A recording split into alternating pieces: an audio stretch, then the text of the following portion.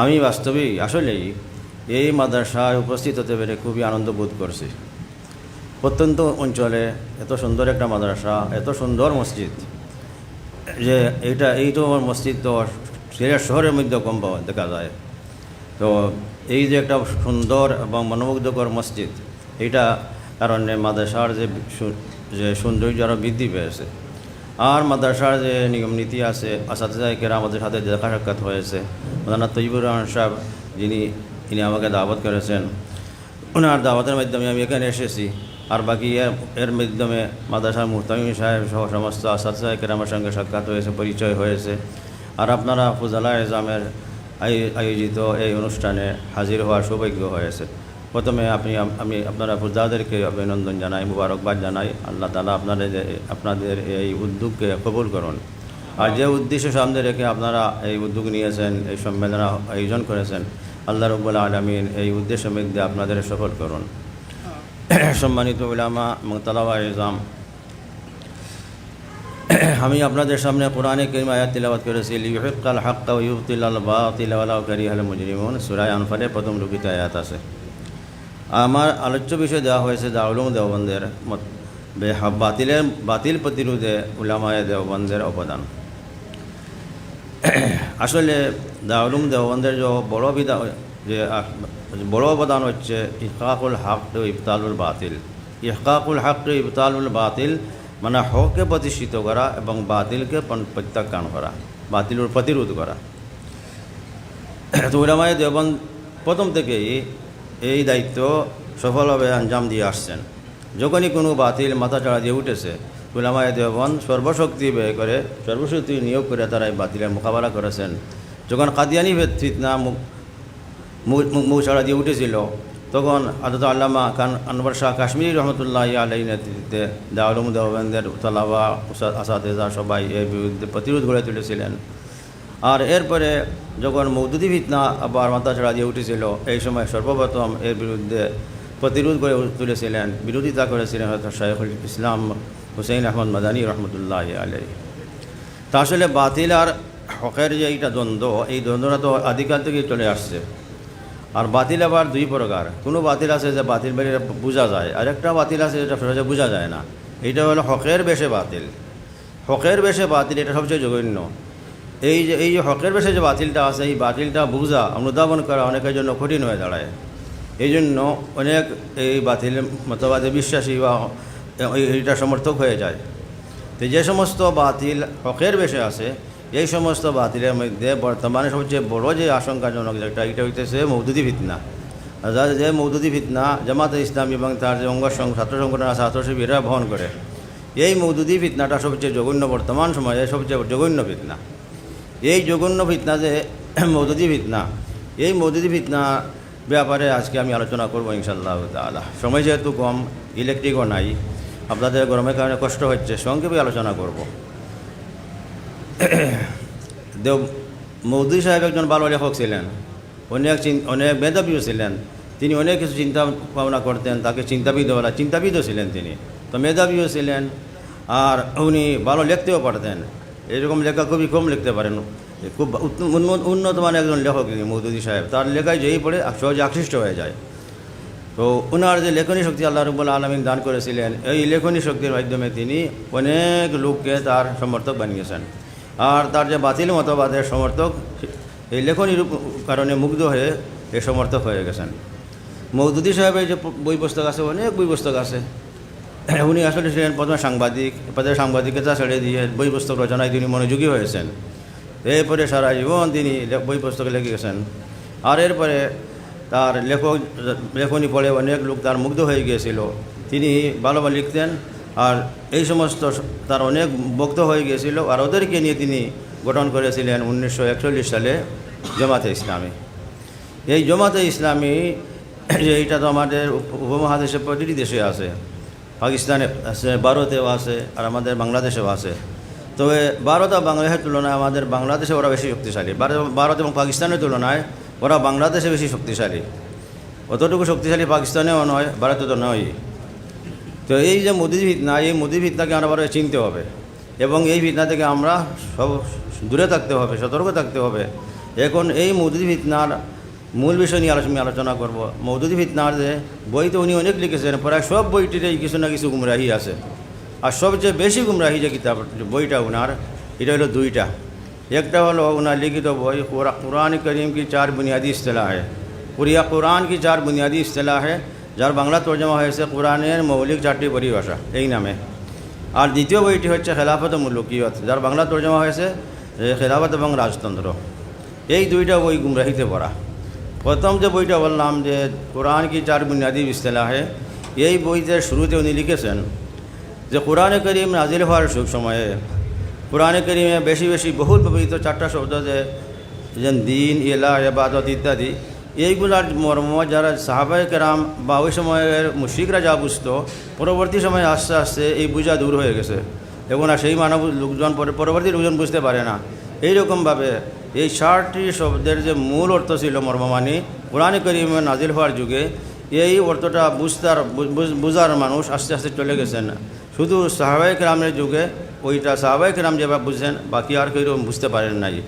আর এইরকমই কয়েকশো বছর চলে গেছে। এই কয়েকশো বছরের মধ্যে ইসলামের এই 60টি মূল শব্দের অর্থ না বোঝার কারণে কোরআনে করিমের বা দিনের শিক্ষার 3/4 বেশি চক্র আলে চলে গেছে।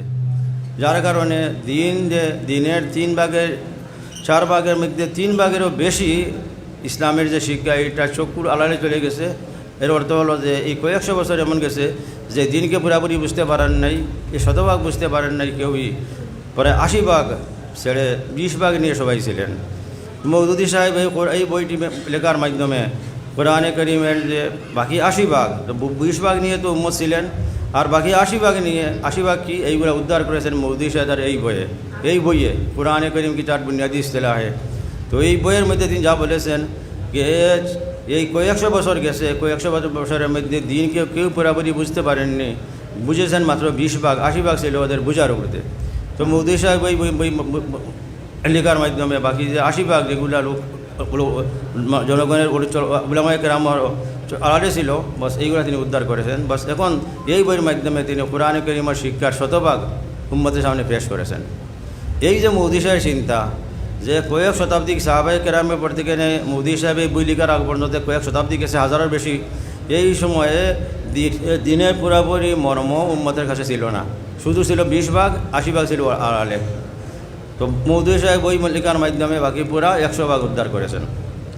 এই বইটি লেখার পর জমাতের মধ্যে যে সমস্ত উলামায়ে কেরাম ছিলেন তারাও এর বিরুদ্ধে সোচ্চার হয়েছেন। অনেকে সাথে সাথেই এই জমাত দল ত্যাগ করেছেন।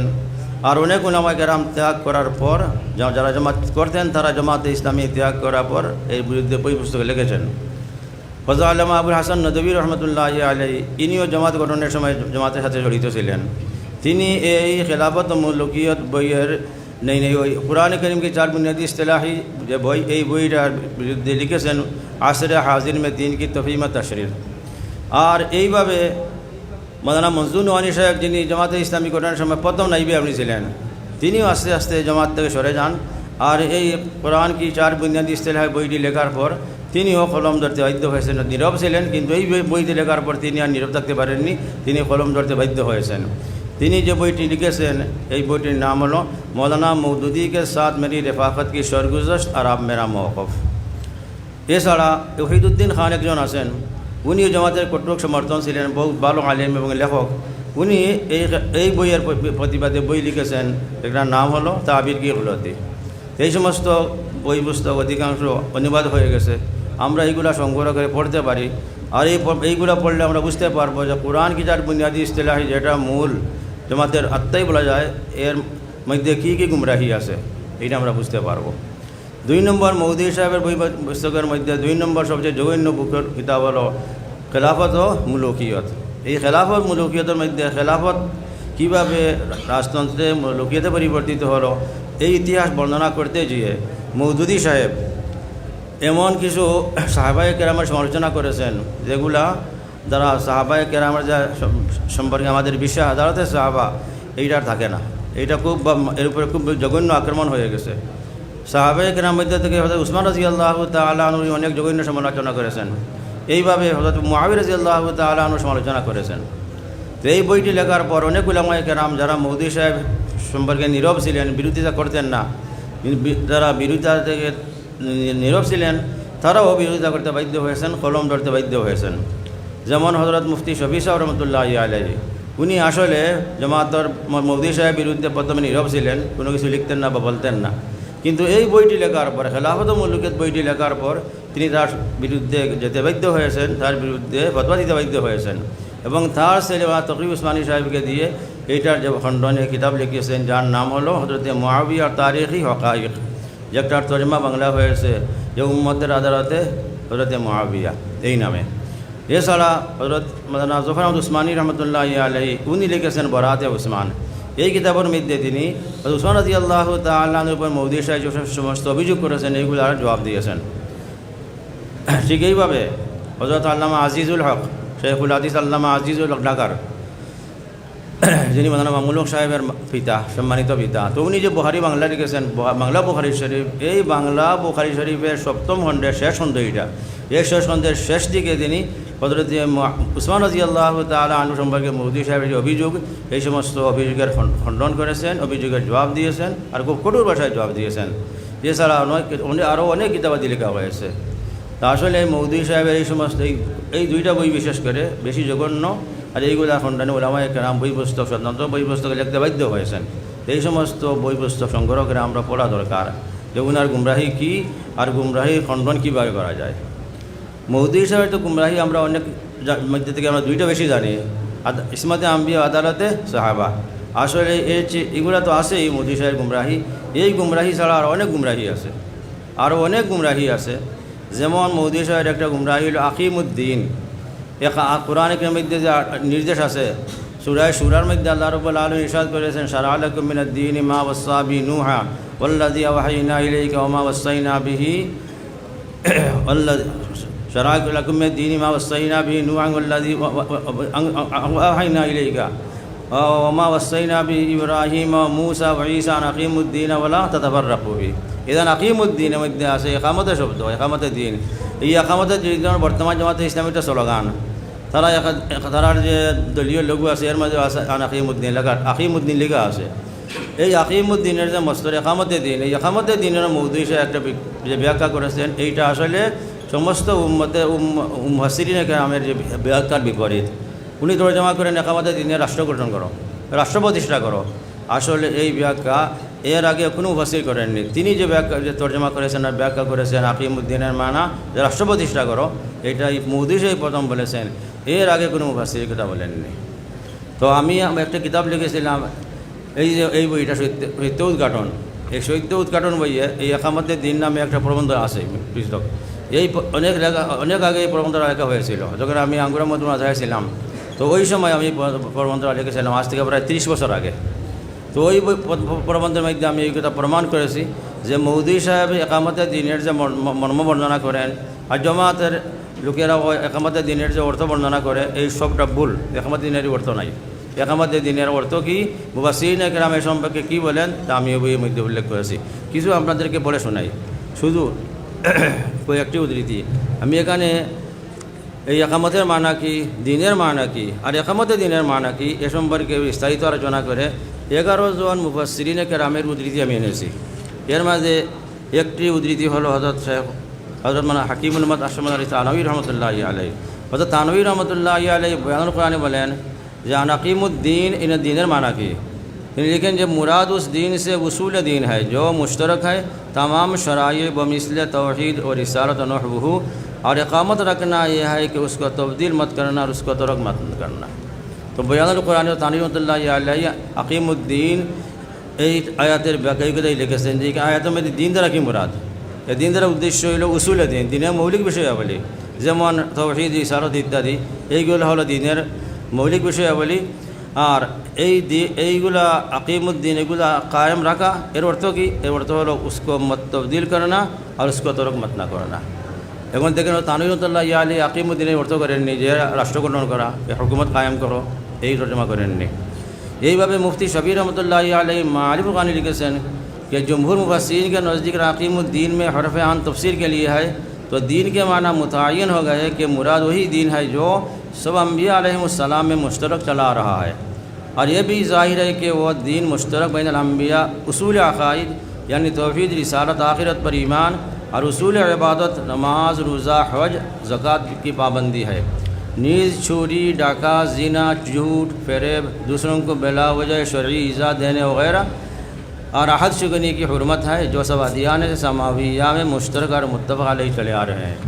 यही लो अनक़ीमुद्दीन तफसीर हज़रत मुफ्ती शबीर रहमतुल्लाहि अलैहि उनान मुर्शिद तानवी रहमतुल्लाहि अलैहि বর্ণনা আরবি কিতাবাদের মধ্যে থেকে রুহুল মানির মধ্যে আছে যে আনक़ীমুদ্দীনের মানা আই দীন আল ইসলাম আল্লাযী ওয়া তাওহীদুল্লাহি তাআলা ওয়া তাআতুহু ওয়াল ঈমানু বিকুতুবিহি ওয়া রুসুলিহি ওয়া বিল ইয়াউমিল জাযাই ওয়া সাইরি মা ইয়াকুনুল আবদু বিহি মুমিনা ওয়াল মুরাদু বি ইকামাতিহি তা'দীল ওয়া আরকানিহি ওয়া হিফযিহি মিন আন ইয়াকা ফিহি যায়গ ওয়াল মুআযাবাতু আলাইহি। এইরকমভাবে এইরকমের কথাবার্তা এবারত পড়ায় তফসিরে মাদারিকের মধ্যেও আছে, তফসিরে খাজিনের মধ্যেও আছে, তফসিরে ইবনে কাসিরের মধ্যেও আছে, তফসিরে কুরতুবির মধ্যেও আছে, তফসির আল বহরুল মুহিতের মধ্যেও আছে। এছাড়া রাগিব ইসফাহানি যে কিতাব মুফরদাতুল কুরআনের মধ্যেও আছে। আর তাবিনদের মধ্যে হযরত আবুল আলিয়া রহমতুল্লাহি আলাইহি আর হযরত মুজাহিদ রাহিমাহুল্লাহ তাআলা থেকে এইরকমের ব্যাখ্যা বিদ্যমান আছে, বর্ণিত আছে। আর এখানে মোট 11 জন মুফাসসিরের উদ্ধৃতি আনা হয়েছে। তারা কেউ এই অনুবাদ তর্জমা করেননি আকিমুদ্দিনের কে রাষ্ট্র গঠন করো, হুকুমত কায়েম করো। তারা সবাই বলেছেন ইয়াদের মধ্যে দিনদার মধ্যে উসুল দিন দিনে মৌলিক বিষয় বলি। আর এইগুলা কায়েম করার অর্থ হলো এইগুলার মধ্যে কোনো পরিবর্তন না করা, এইগুলারে পরিত্যাগ না করা, এইগুলোর উপরে যথাযথ আমল করা। তাহলে আকিমুদ্দিনের আসলে মর্ম হইতেছে যে দিনের যে মৌলিক বিষয়াবলী আছে এইগুলা পুরোপুরিভাবে যথাযথভাবে অনুসরণ করো, পালন করো। এইগুলি আকিমুদ্দিন দিনের আসল মানা। আর ওরা যে অর্থ বর্ণনা করে জানে আকিমুদ্দিনের মানা হুকুমত কায়েম করো, রাষ্ট্র প্রতিষ্ঠা করো, এইটা কোনো মুফাসসিরিনে কেরাম উল্লেখ করেননি। অতএব মৌদুদী সাহেবের এবং তার অনুসারীদের এই অনুবাদ যে দিন রাষ্ট্র প্রতিষ্ঠা করো এইটা সমস্ত মুফাসসিরিনে কেরামের মতামতের উল্টা বিপরীত। আর বিপরীত যে আর এইটাও বিপরীত আসার সাথে এইটা কোরআনের এই যে আয়াতে যে সিয়াক সবাক আছে এই আয়াতে বর্ণিত যে উলামা আম্বিয়া কেরাম আছেন ওদের জীবনী দ্বারাও এটা বোঝা যায় যে ওনার ব্যাখ্যাটা ভুল। কারণ যদি তার মানা একামতে দিনের মানা হয় রাষ্ট্র গঠন করা, তাহলে এই আয়াতের মধ্যে যে 5 জন নবীর নাম উল্লেখ করা হয়েছে ওদের জীবনী পড়লে দেখা যায় যে ওদের মধ্যে থেকে শুধু আমাদের নবী সাল্লাল্লাহু আলাইহি ওয়াসাল্লাম একটা রাষ্ট্র প্রতিষ্ঠা করেছিলেন। মুসা আলাইহিস সালাতু ওয়াস সালাম মোটামুটি একটি রাষ্ট্র প্রতিষ্ঠা করলেন, বিলকুল নিয়মিত কোনো রাষ্ট্র না। কিন্তু হজরতে ইব্রাহিম, হজরতে মুসা, হজরতে ঈসা আর হজরত নূহ আলাইহিস সালাম, এই যে নূহ আলাইহিস সালাতু ওয়াস সালাম, ঈসা আলাইহিস সালাম আর এবং ইব্রাহিম আলাইহিস সালাতু ওয়াস সালাম এই 3 জন নবী কোনো রাষ্ট্র প্রতিষ্ঠা করেছিলেন বলে কোনো তথ্য পাওয়া যায় না। এখন যদি বলা যায় আকিমুদ্দিনের মানা রাষ্ট্র প্রতিষ্ঠা করা, তাহলে বলতে হবে যে এই 3 জন নবীকে আল্লাহ রাব্বুল আলামিন একামতে দিনের যে নির্দেশ দিয়েছিলেন দিয়ে রাষ্ট্র প্রতিষ্ঠা করো, তারা এই দায়িত্ব পালনে ব্যর্থ হয়েছেন। এখন আম্বিয়া কেরাম নিজ দায়িত্বে ব্যর্থ হয়েছেন, এই কথা ওরা তো জঘন্য অপরাধ। এখানে তো প্রশ্ন আসে তাহলে আল্লাহ রাব্বুল আলামিন এমন ব্যক্তিদেরকে কেন দায়িত্ব দিলেন যারা দায়িত্ব পালন করতে পারে না? আল্লাহ রাব্বুল আলামিনের এই প্রশ্ন এসে যায়। অতএব মৌদুদী সাহেব যে বর্ণনা করেছেন, যে অর্থ বর্ণনা করেছেন যে একামতে দিনের রাষ্ট্র প্রতিষ্ঠা, এটা সম্পূর্ণ ভুল। আর তারাও তার অনুসারীরা জামাতে ইসলামী যে অর্থ বর্ণনা করে এইটাই যে রাষ্ট্র প্রতিষ্ঠা করো, এটা সম্পূর্ণ ভুল। এই আয়াতের আসল তর্জমা মর্ম হলো যে দিন দ্বারা মুরাদ উসুলে দিন দিনের মৌলিক বিষয়াবলী আর প্রতিষ্ঠা করো, কায়েম করো, এর অর্থ হলো এইগুলার যথাযথ আমল করো, এইগুলোর মধ্যে পরিবর্তন করো না, এইগুলা পরিত্যাগ করো না। আরও মৌদুদী সাহেবের আরও অনেক গুমরাহি আছে। উনি যে দিনের মানা বর্ণনা করেন রাষ্ট্র, এটা সম্পূর্ণ ভুল। দিনের মানা কি আমরা পড়েছি আছে জিবরিল, আমরা যে মিশকাত আর বুখারী শরীফের মুসলিম শরীফের মধ্যে আমরা হাদিসে জাবরাইল পড়েছি। এবং হাদিসে জিবরাইলের মধ্যে কী আছে? হাদিসে জিবরিলের শেষে আসে এই কথা যে রাসূল আকরাম সাল্লাল্লাহু আলাইহি ওয়াসাল্লাম বলেছিলেন আতাকুম হাযা জিবরিল আতাকুম ইউআল্লিমুকুম দীনাকুম, কে এইখানে যে ব্যক্তি এখানে প্রশ্ন করলেন জিবরাইল, উনি এসেছিলেন তোমাদেরকে তোমাদের দিন শিক্ষা করার জন্য, দিন শেখানোর জন্য। এখন দিন শেখানোর জন্য প্রশ্ন উত্তরের মাধ্যমে তোমাদেরকে দিন শেখানোর জন্য জিবরাইল এসেছিলেন। এখন জিবরাইল আলাইহিস সালাতু ওয়াস সালাম দেখা যায় হাদিসের মধ্যে প্রশ্ন করেছিলেন কয়েকটা। একটা প্রশ্ন ছিল ইসলাম সম্পর্কে প্রশ্ন, আরেকটা প্রশ্ন ছিল ঈমান সম্পর্কে, আরেকটা প্রশ্ন ছিল ইহসান সম্পর্কে। তো রাসূল সাল্লাল্লাহু আলাইহি ওয়াসাল্লাম এগুলো উত্তর দিয়েছেন। আর উত্তর দিবার পর বলেছেন হাজা জিব্রাইল আতাকুম ইয়াল্লিমুকুম দীনাকুম। এখানে তো রসুল সাল্লাল্লাহু আলাইহি সাল্লাম রাষ্ট্র প্রতিষ্ঠা করা বলেননি, বলেছেন যে এই যে তিনটা ঈমান, ইসলাম আর ইহসান, এই তিনটা সমষ্টি হলো দিন। তো জিব্রাইল সাল্লাল্লাহু আলাইহি সাল্লাম মেরে প্রশ্ন রসুল আকরম সাল্লাল্লাহু আলাইহি সাল্লামের জবাবদার আমরা বুঝলাম যে রাষ্ট্র প্রতিষ্ঠা এটা দিন না, মানে দিনের অর্থ রাষ্ট্র প্রতিষ্ঠা নয়।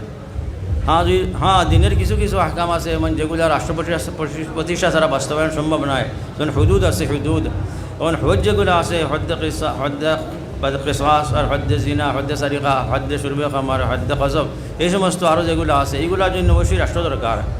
রাষ্ট্রকে আমরা অস্বীকার করি না, ইসলামী রাষ্ট্র অবশ্যই দরকার আছে, কিন্তু আকিমুদ্দিন শব্দের বা একামতের দিনের এই অর্থ নয়। মৌদুদ হিসেবে আরেকটি অর্থ করেন, যেমন ইকিমুনাস সালাতা, কোরআনের মধ্যে আছে জায়গায় জায়গায় আছে আকিমুস সালাহ। সূরা বাকারার প্রথমে আছে আল্লাযীনা ইউমিনুনা বিল গায়বি ওয়া ইয়াকিমুনাস সালাহ। তখন ইয়াকিমুনাস সালাহ মধ্যে মৌদুদ সাহেব কী বলেন? আমাদের মুফাসসিররা বলেন যে ইয়াকিমুনাস সালাহ মানে ইকামতে সালাহ। ইকামতে সালাতের মানা হইল নামাজকে তার হক আদায় করা। যেমন আপনারা লাইনের মধ্যে পড়েছেন যে ইয়াতুনাস সালাতা বিহুকুকিহা, ইয়াকিমুনাস সালাহ মানে ইয়াতুনা বিহুকুকিহা, নামাজকে তার হক পালন করেন। আর হযরত থানভী রহমতুল্লাহি আলাইহি এই একামতে সালাতের মানা বর্ণনা করেছেন। তিনি বলেছেন যে একামতে সালাতের মানা হলো